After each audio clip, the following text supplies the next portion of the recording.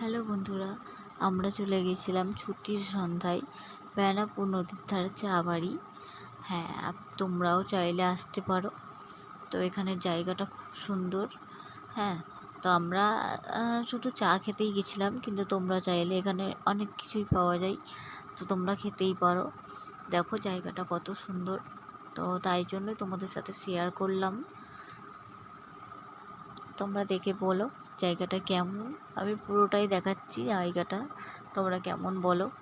আমি তো চলে গেছিলাম আমার বাবা, দাদা, বাড়ির সব বাচ্চাদের নিয়ে। তো তোমরাও চাইলে বাড়ির বাচ্চা বা বড় সবাইকেই নিয়ে আসতে পারো। এটা সবার জন্যই, একদম ঘোরার জন্য, খাওয়া দাওয়ার জন্য, সব কিছুর জন্যই জায়গাটা খুব সুন্দর।